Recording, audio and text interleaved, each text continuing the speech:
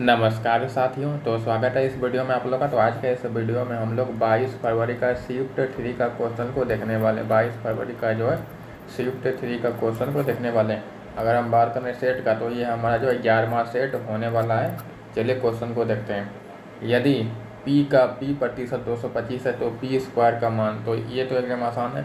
p का p percent यानी कि p गुना p परसेंट मतलब क्या, p/100 बराबर कितना है, 225 है। कितना है, 225 है। अब देखिए p गुना p, तो p स्क्वायर हो जाएगा बराबर, आप देखिए 100 जो है उधर जाएगा तो 225 और 00 यानी कि 22,500, जो कि आप यहाँ पर जो है देख सकते हैं। ठीक है, चलिए आगे देखते हैं। देखिए 2 नंबर का सवाल को देखिए 28% की छूट के बाद एक वस्तु जो है 1008 में बेची जाती है, तो वस्तु का अंकित मूल्य, तो देखिए 28 का छूट दिया, इसका मतलब वस्तु कितने में बेच रहा है। अगर 100 में 28 का कमी करेंगे तो यानी कि 72 में बेच रहे हैं, यानी कि 72 में क्या कर रहा है, वस्तु को बेच रहा है। तो 72 का वैल्यू यहाँ पर कितना है, 1008 है। 1008 है तो 72 से कट जाएगा, तो इससे 1 का वैल्यू निकल जाएगा। तो 1 का वैल्यू, तो देखिए 72 से कितने बार में, तो 72 आपका एक बार में, शेष आपका 28 बचा, फिर 288 आपका कितने बार में, 4 बार में, यानी कि 1 का वैल्यू जो क्या निकला, 14 निकला। 1 का वैल्यू यहाँ पर निकल गया 14। तो हमें क्या बोला, अंकित मूल्य, तो अंकित मूल्य तो 100 हो जाएगा, क्योंकि कोई भी चीज़ अपने आप में क्या होता है, 100 होता है। तो 100 का वैल्यू कितना हो जाएगा, क्योंकि 1 का वैल्यू कितना है, 14 है, तो 100 का वैल्यू 1400, जो कि यहाँ पर आप लोग देख सकते हैं। चलिए आगे देखिए 3 नंबर का सवाल। 22 पुरुष 2 दिन में एक दीवार बना सकते हैं, उसी काम को आधे दिन में पूरा करने के लिए कितने पुरुषों की आवश्यकता होगी। तो 22 पुरुष तो पहले देखिए यहाँ पर एक फॉर्मूला अब होता है, M1D1/W1 बराबर M2D2/W2, ये हमारा फॉर्मूला होता है। देखिए जब काम एक हो तो नीचे में W1 नहीं भी लिखेंगे तो कोई मतलब नहीं बनता। नीचे में जो W हम लिखे हैं, जब काम एक हो तो इसे हम नहीं भी लिखेंगे तो काम बन जाएगा। ठीक है, क्योंकि इसमें भी एक काम है और इसमें भी एक ही काम है, क्योंकि एक ही दीवार बनाना है ना। ठीक है, तो फॉर्मूला क्या होता है, M1D1 बराबर M2D2, इसे हम लेकर चलेंगे। तो M1 कितना है, यहाँ देखिए 22 है, D1 कितना है, 2 दिन का है, बराबर M2 कितना है, M2 ही हमें निकालना है। तो M2D2 कितना, देखिए कितना बोला, आधे दिन में पूरा करने के लिए, तो 1/2 हो जाएगा। तो यहाँ से M2 बराबर क्या हो जाएगा, यहाँ से 22 गुना 2 44 और 2 उधर जाएगा तो गुना हो जाएगा, तो 44 गुना 2 88, यानी M2 का मान कितना निकला, 88 निकला, जो कि यहाँ पर आप लोग देख सकते हैं। चलिए आगे देखिए, तो यहाँ पर देखिए इसे हमें सॉल्व करना है, तो चलिए सॉल्व करते हैं। तो 13 गुना 12 को देखें, तो 13 गुना 12 कितना हो जाएगा आपका, 156 हो जाएगा, प्लस 12 गुना 11, तो 12 गुना 11 करेंगे तो 132 होगा। ठीक है, फिर माइनस 14 गुना 15, तो 14 गुना 15 210। ठीक है, माइनस 9 गुना 13 117, प्लस 19 गुना 15, तो 19 गुना 15 आपका हो जाएगा 250 से। कितना हो गया, 250 से। अब देखिए प्लस वाले साइड और माइनस वाले साइड को प्लस करेंगे, तो ये वाला प्लस, ये वाला प्लस, ये वाला प्लस, तीनों को प्लस करेंगे तो 156 और 132, तो यहाँ पर आपको हो जाएगा 288, और 288 और इधर आपका 285, तो आपका हो जाएगा टोटल मिला जुला के 573। हाँ 573 हो जाएगा यहाँ पर, 573। फिर माइनस यहाँ प्लस, तो इन दोनों को प्लस करेंगे तो माइनस 210 और 117, यानी कि 327। तो 573 में 327 गया तो 5 में 3 गया 2 आएगा, और 73 में 27 यानी कि 46, 246 यहाँ पर आप लोग देख सकते हैं। चलिए आगे देखिए 5 नंबर का सवाल देखिए। एक समबाहु त्रिभुज की भुजाएं ज्ञात कीजिए जिसका क्षेत्रफल जो है 16√3 सेंटीमीटर होता है। तो समबाहु त्रिभुज होता है, जगह पहले समबाहु त्रिभुज को समझ लीजिए। तो समबाहु त्रिभुज में क्या होता है कि उसका तीनों भुजा बराबर होता है। तीनों भुजा, जैसे कि तीनों भुजा यहाँ पर क्या ए है, तीनों भुजा क्या होता है, बराबर होता है। तो समबाहु त्रिभुज का जो क्षेत्रफल होता है, इसका क्षेत्रफल का फॉर्मूला होता है √3/4 A²। क्या होता है, A²। ये जो होता है इसका क्षेत्रफल का फॉर्मूला क्या होता है, इसका जो है क्षेत्रफल का यहाँ पर फॉर्मूला होता है। ठीक है, तो क्षेत्रफल ने दिया कितना है, 16√3 यहाँ पर दिया है, 16√3 यहाँ दिया है। तो √3 यहाँ से ख़त्म हो जाएगा, तो ए स्क्वायर बराबर 4 उस पर आ जाएगा तो गुना हो जाएगा, तो 16 गुना 4 64। अब तो ए का वैल्यू क्या निकलेगा, रूट 64, और रूट 64 का वैल्यू कितना होता है, 8 होता है। ठीक है, जो कि यहाँ पर आप लोग देख सकते हैं। चलिए आगे देखिए 6 नंबर का सवाल। यदि P का 35% Q के 60% के बराबर है तो, और Q जो P का Z/3% है, तो Z का मान कितना है। तो यहाँ देखिए पहले हम इधर का हिसाब करते हैं। देखिए P का 35% क्या है, Q का 60% के बराबर है। तो देखिए P का जो है क्या है 35%, यानी कि 35% बराबर क्या है Q का मतलब गुना होता है, तो Q का कितना है 60%। ठीक है, यहाँ पर तो यहाँ से परसेंट यहाँ से ख़त्म हो जाएगा, और यहाँ से अगर हम 5 से कटाएँ तो ये 7 बार में, और ये 5 से कटेगा 12 बार में।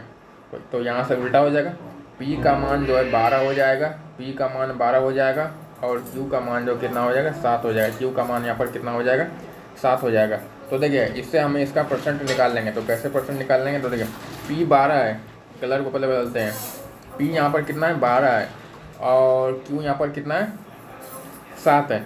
तो हम परसेंट निकालेंगे, तो ये जो है Q जो है P का कितना परसेंट है, Q जो है P का कितना परसेंट, तो Q आपका 7 है, तो ये, और P कितना है 12 है, तो 7/12 गुना 100, इतना परसेंट क्या रहेगा, ये Q रहेगा। Q जो है P का इतना परसेंट रहेगा। तो यहाँ कितना दिया है, बराबर कितना दिया है, Z/3 दिया है, Z/3। तो इसके जगह हम क्या लिख सकते हैं, क्योंकि P का जो कितना परसेंट है Z/3 यहाँ पर हम लिख सकते हैं। तो बस इसी को हम सॉल्व करेंगे तो हमारा आंसर जो है आ जाएगा, हमारा आंसर यहाँ पर आ जाएगा। ये आपका Z है। ठीक है, 3 से कटेगा ये 4 बार में। ठीक है, 4 से कटेगा ये 25 बार में। तो यहाँ से 7 गुना 25 कितना होगा 175 है, या तो यहाँ पर कितना आएगा, तो Z बराबर क्या निकलेगा 7 गुना 25 175, यानी कि Z का वैल्यू क्या निकला 175। यहाँ पर आप लोग देख सकते हैं। चलिए आगे देखिए। तो यहाँ पर देखिए पहले भाग का काम करते हैं। तो भाग का काम करेंगे तो 9 × 5 = 45, यानी कि इधर आप 500 हो गया, प्लस 1800 गुना 2, तो आपका हो जाएगा 3600। ठीक है, यहाँ तक तो ठीक है, माइनस 310 गुना 7, तो देखिए 7 31 गुना 7 अगर करेंगे तो 7 और 7 21 217 और 1 0। ठीक है, तो पहले हम प्लस का 5 और 36 4100 माइनस 2170, तो बराबर में कितना आएगा, 4100 में 21 चल जाएगा तो 2000 बचेगा, फिर 2000 में 17 गया तो 1930 आएगा, 1930, जो कि यहाँ पर आप लोग देख सकते हैं। चलिए आगे देखिए। देखिए अब हाँ यहाँ पर जो है, तो देखिए 0.5 है, और यहाँ पर 0.5 गुना 0.5, तो यहाँ से अगर हम गुना करें तो इसको गुना करते हैं तो कितना आएगा 0.25 आएगा। अब देखिए यहाँ पर 0.50 यहाँ पर 0.25 है, तो यहाँ से कट के जो है, तो यहाँ पर ऊपर में कितना आएगा, यहाँ पर क्या है 50 और 25 है, तो कट के यहाँ पर 1 आएगा, यानी ऊपर में पे 1 आया। ठीक है, 1 को अब नीचे वाला भी देखते हैं। तो नीचे में यहाँ से भाग देंगे तो यहाँ 1 आएगा, 1 आएगा, और 1 गुना आधा, तो आपका यहाँ पर आएगा 1 बटे, यहाँ पर कितना है 0.5 आएगा, 0.5। अगर हम दशमलव को हटा के ऊपर करें तो ऊपर आपका 10 आ जाएगा, तो नीचे कितना बचेगा 5, तो 10/5, तो आपको कितना यहाँ पर बचेगा, सॉरी यहाँ पर 2 आएगा, यहाँ पर 2 आएगा भाई, यहाँ पर जैसे यहाँ पर मैंने 1 लिखा ना, तो 1 नहीं, यहाँ पर 2 आएगा, यहाँ पर 2 आएगा। ठीक है, तो यहाँ पर कितना आ जाएगा, तो यहाँ पर 20 हो जाएगा। तो 5 से कटेगा 20 कितने बार में, 4 बार में, कितने बार में 4 बार में, जो कि यहाँ पर आप लोग देख सकते हैं। ठीक है, चलिए आगे देखिए। यदि 4t बराबर 5u है तो t प्लस यू माइनस बटे t का मान कितना है। तो देखिए tu का मान पहले देखकर कितना है, तो यहाँ जो है बस ये कुछ नहीं, बस उल्टा हो जाएगा। t का मान 5, u का मान 4, उल्टा हो जाएगा, यानी कि t बराबर जो है, t बराबर क्या है उल्टा, t का इधर कितना 5 है, और u बराबर u का यहाँ पर u बराबर 4 है, तो t प्लस यू यानी कि 5 और 4 कितना हुआ 9 हुआ, बटे t का मान कितना है, फिर t का मान फिर 5 है, यानी 9/5, 9/5 किस में, तो यहाँ पर आप देख सकते हैं। ठीक है, चलिए आगे देखिए। 10 नंबर का सवाल देखिए। एक कार ने अपने निर्धारित समय से 42 मिनट पहले चलना शुरू किया, लेकिन 210 किलोमीटर दूर अपने गंतव्य तक समय पर पहुंचने के लिए उसे जो है अपनी सामान्य चाल जो है 10 किलोमीटर धीमी करनी पड़ती है। तो कार की सामान्य चाल कितनी है, तो कार की जो है सामान्य चाल बताना है, यानी कहने मतलब ये है कि 42 मिनट पहले ही चल जाता है, तो उसी को मेकअप करने के लिए क्या करता है कि 10 किलोमीटर धीमा कर देता है, तो हमें सामान्य चाल बताना है, ठीक है। तो देखिए पिछले वीडियो में इस तरह का क्वेश्चन हमने सॉल्व किया था, तो उसे हमने बाय ऑप्शन दिखाया था। इसका एक फॉर्मूला भी होता है, चलिए अब फॉर्मूला से भी सॉल्व कर लेते हैं। तो इसका जो एक फॉर्मूला होता है, देखिए यहाँ जो दूरी है तो दूरी बराबर होता है एक्स, क्योंकि इसमें दो को दूरी है। देखिए पहला दूरी क्या है, देखिए दोनों में दूरी में 10 किलोमीटर का अंतर रहेगा, क्योंकि पहला दूरी जो रहेगा क्योंकि जो कि सामान्य चाल होगा वो जितना रहेगा उससे 10 किलोमीटर कम क्या रहेगा, क्योंकि धीमी चाल रहेगा। तो दो को इसमें चाल हो गया तो एक्स गुना वाई हो जाएगा। फिर इन दोनों का अंतर एक्स माइनस वाई अंतर गुना समय। अब समय कितने का यहाँ अंतर है 42। यहाँ जो हम टी को लेते हैं, टी को जो लेंगे तो हम यहाँ ई वाला टी को लेंगे, ये नहीं कुल कितना समय लगेगा, हम कुल समय को नहीं देखेंगे, हम जो यहाँ समय को देखेंगे। तो ये होता है।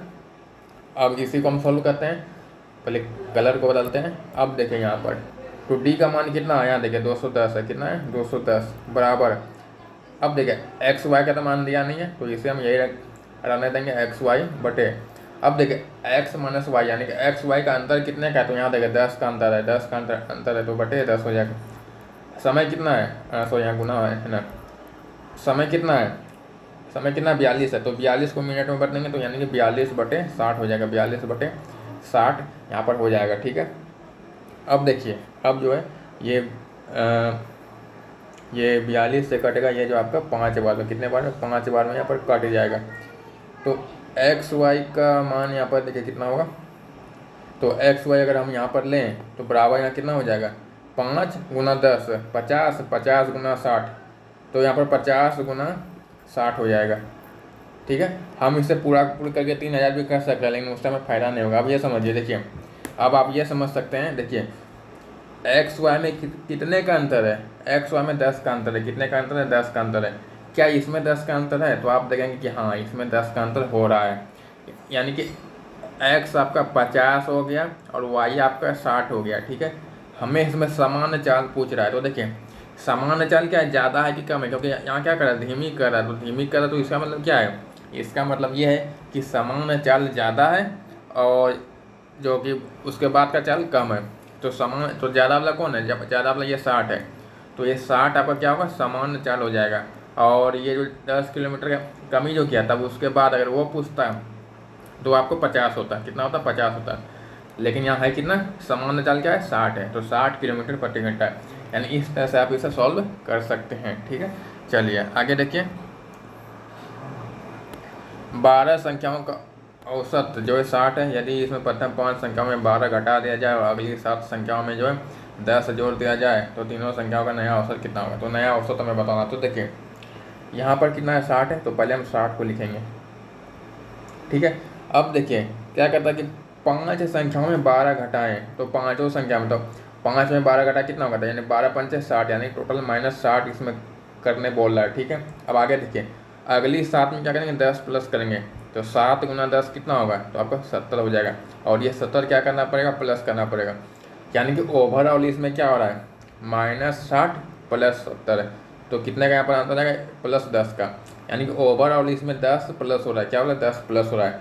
तो +10 कर देंगे संख्या का एक 12 को, क्योंकि 10 जो है 12 में क्या होगा बटेगा, 12 में बटेगा, तो 10 बटे 12 हो जाएगा, जो कि हम यहाँ पर कटा सकते हैं। तो देखिए 60 प्लस देखिए 12 96, तो यहाँ पर 0.8, फिर 4 बचेगा, फिर 36 आपका 3 बार में, यानी कि 60.83, जो कि यहाँ पर आप लोग देख सकते हैं, ठीक है। चलिए आगे देखिए, तो इसे सॉल्व करते हैं। तो देखिए 49 फिर भाग 28 है, तो पहले हम भाग का कम करेंगे, तो भाग का जैसे करेंगे तो कितने बार में कटेगा ये 7 बार में, फिर ये 7 से कटेगा 7 बार में, तो यहाँ पर कितना आया 7 आया, यहाँ पर ओवरऑल क्या आया 7 आया, ठीक है। यानी इसका जगह हम क्या लिख सकते हैं 7 लिख सकते हैं। अब यहाँ पर +56 भाग 7, तो यहाँ पर भी 8 आएगा, फिर गुना 8 माइनस अब यहाँ से भाग देते हैं, तो अगर यहाँ से भाग दें तो 28 मतलब 56 आपका 2 बार में, या फिर शेष आपका 12 बचा है 12, तो 124 शेष आपका यहाँ कितना बचेगा, सॉरी 22 बचेगा तो 224, तो 224 आपका कितने बार में हो जाएगा, 224 आपका जो है हो जाएगा 6 बार में, यानी यहाँ पर कितना आएगा, कितना आएगा सॉरी 8 बार में, यानी यहाँ पर भाग में कितना है 28,000। ठीक है, तो 28 प्लस 14 गुना 2 28, यहाँ पर ये आपका आएगा। अब तो हम इसे सॉल्व कर सकते हैं, तो 7 प्लस 8 गुना 8 64 माइनस 28 प्लस 28। ठीक है, अब देखिए पहले प्लस वाले साइड का पहले काम कर सकते हैं, तो या फिर हम ऐसे भी डायरेक्ट कर सकते हैं कि मतलब जो है ये एक ख़त्म हो गया, तो 64 और 60 कितना है 7 71, जो कि यहाँ पर आप लोग देख सकते हैं। ठीक है, चलिए आगे देखिए। एक कक्षा के 19 विद्यार्थियों की औसत आयु 22 वर्ष है।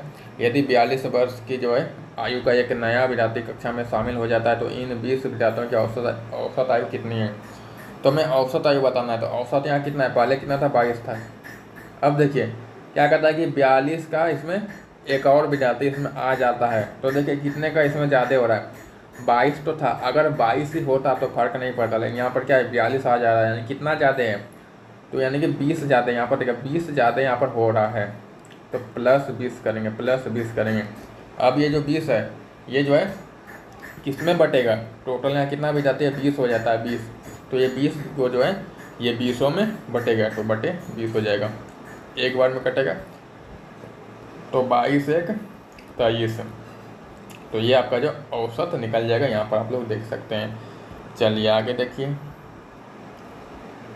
यदि कोई 20% की हानि पर बेची जाती है तो वस्तु के क्रय मूल्य विक्रय मूल्य का अनुपात, तो ये तो आसान है, क्रय मूल्य यानी CP और विक्रय मूल्य मतलब SP।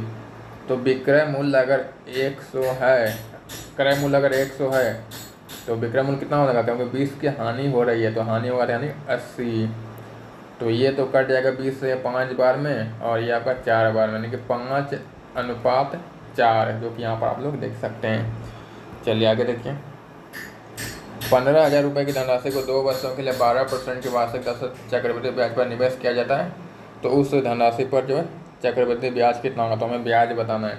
तो देखिए ये तो आसान है, 15,000 है, 2 साल का दिया है, तो पहले हम 2 का बना लिए, पहला साल और यहाँ पर दूसरा साल कितना है 12% है, 12%, तो 15,000 का 12% कितना होगा, तो पहले 1% निकालते हैं, तो 1% आपका जो 150 होगा, कितना होगा 150, 1%, तो 150 गुना 12 करें तो आपका कितना हो जाएगा 1800 हो जाएगा, कितना हो जाएगा 1800, पहला साल 1800 और अगले साल भी दूसरे साल भी क्या होगा 1800 हो जाएगा, लेकिन जैसे हम दूसरे में जाएंगे तो हमें इसका भी ब्याज मिलेगा, इसका भी। ठीक है, तो यहाँ पर अब क्या होगा, इसका जो ब्याज मिलेगा कितना, तो इसका भी तो 12% मिलेगा ना, तो इसका 1% देखें, 1% 18 होगा, और अगर हम 18 गुना 12 करें तो अब कितना होगा 216, तो यानी कि 1800 का 12% 216। अब क्या आप सभी को प्लस कीजिए, देखिए कितना होता है, तो हम सभी को यहाँ पर प्लस करते हैं, 18 और 18 36, 36 और 2 36 2 38 और यहाँ पर 16, यानी 3816, यहाँ पर आप लोग देख सकते हैं। चलिए आगे देखिए। एक बैग को जो है 5688 में बेचने पर एक व्यक्ति को 10% की हानि हुई, 20% का लाभ कमाने के लिए उसे बैग को किस मूल्य पर बेचना चाहिए, 20% का लाभ कमाने के लिए। ठीक है, तो देखिए यहाँ पर देखिए इतना में बेचने पर क्या होता है कि 10% की हानि होती है, तो 10% की हानि जो हो रही है, इसका मतलब क्या है, इसका मतलब ये कि वस्तु को 90 में बेच रहा है, वस्तु को क्या कर रहा है 90 में बेच रहा है, यानी कि 90 में बेच रहा है, तो 90 का वैल्यू यहाँ पर कितना है 5600, 90 का वैल्यू कितना है 5688, 5688 है 90 का वैल्यू।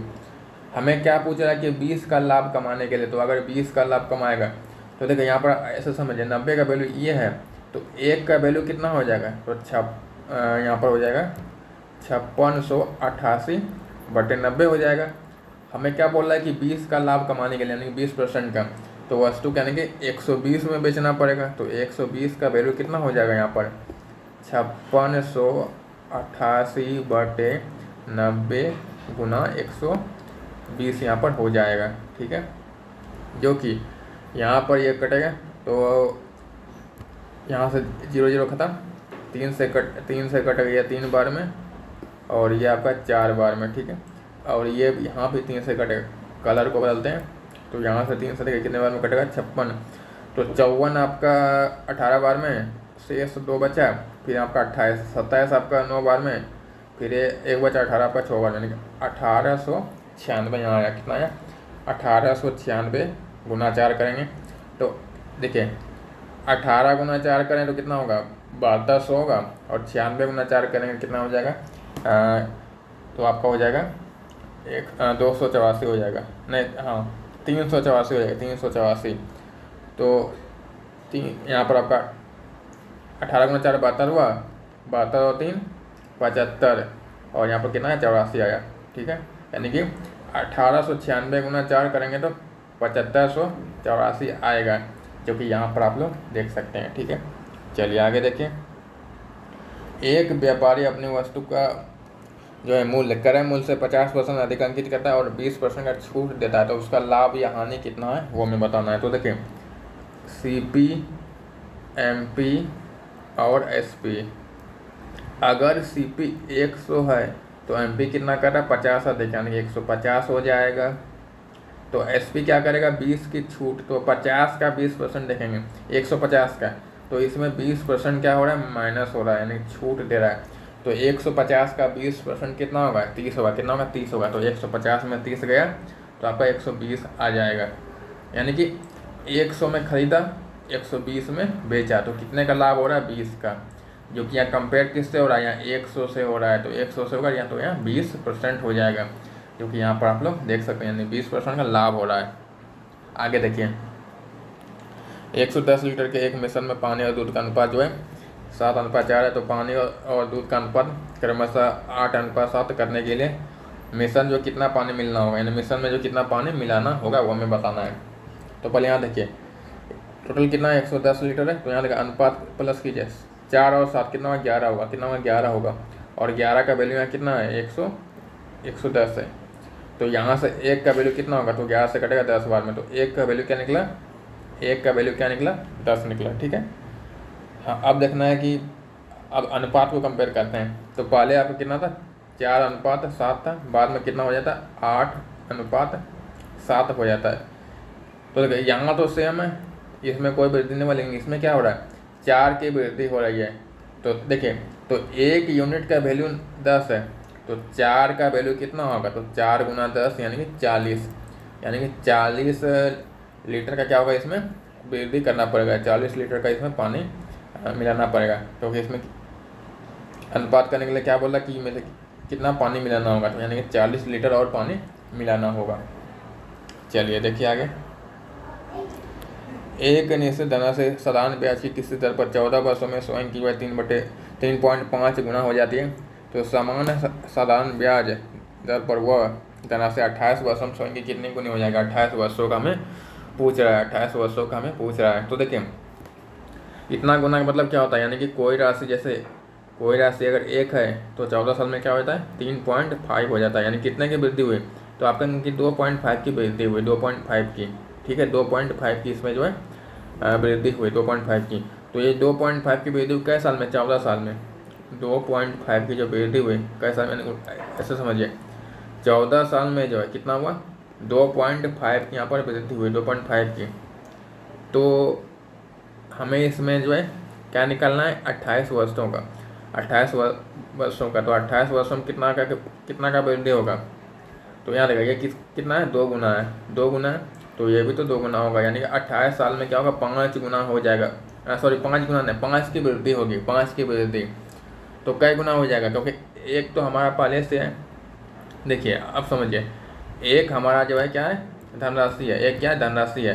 तो एक में क्या होता है, कहता है 5 की वृद्धि हो जाती है, तो अगर हम इसमें +5 करें तो राशि कितना हो जाएगा, 6 हो जाएगा, क्या हो जाएगा, 6 हो जाएगा। तो कितना हो गया, 6 गुना हो गया, कितना हो गया, 6 गुना यहाँ पर हो गया, कितना हो गया, 6 गुना हो गया। तो यहाँ पर आप लोग देख सकते हैं। चलिए अब एक वो अंतिम सवाल बचा है, इसे जो है देख लेते हैं। तो दिनेश अकेले एक काम को 96 घंटे में पूरा कर सकता है, दिनेश और राहुल मिलकर उसी काम को 48 घंटे में, राहुल और तरुण मिलकर उसी काम को 16 घंटे में, तरुण अकेले उसी काम को कितने घंटों में करेगा। तो देखिए दिनेश यानी कि डी जो है किसी काम को जो क्या करता है, डी जो है किसी काम को 96 घंटे में, और ये डी प्लस राहुल यानी कि आर, ये कितने में 48 में, और राहुल और तरुण यानी कि आर प्लस तरुण यानी कि टी मिलकर जो किसी काम को 16 घंटे में। तो इससे पहले हम तीनों का जो क्षमता निकालेंगे। तो यहाँ से अगर हम क्षमता निकालें तो तीनों का एलसीएम क्या निकलेगा, 96 निकलेगा। यानी कि जो है ये जो आपका दिनेश है ये एक काम करेगा, और डी प्लस आर ये 2 काम करेगा, और आर प्लस टी आपका 16 में 96 कितने बार में, 6 बार में, यानी कि ये जो 6 काम करेगा। ठीक है, सबका यहाँ पर क्षमता निकल गया। हमें किसका निकालना है, तरुण का निकालना है। तो तरुण का यहाँ लगेगा, यहाँ यानी टी का, ये टी का निकालना है। तो टी का निकालने के लिए अगर हम यहाँ पर आर का माइनस कर देंगे तो यहाँ पर निकल जाएगा टी का, लेकिन हमें आर का तो पता होना चाहिए ना। देखिए अब आप इन सबको मत देखिए, आप इसे देखिए, इस साइड को देखिए, यहाँ पर देखिए इससे। ठीक है, तो यहाँ पर करने का मतलब ये है कि इसमें आर का माइनस करेंगे तो निकल जाएगा। तो इससे हमें आर का भी पता होना चाहिए। देखिए हमें डी का पता है, डी का कितना, यहाँ पर डी का 1 है, कितना 1 है, और डी प्लस आर का कितना है, 2 है। तो देखिए 2 में 1 गया, कितना आएगा, 1 आएगा।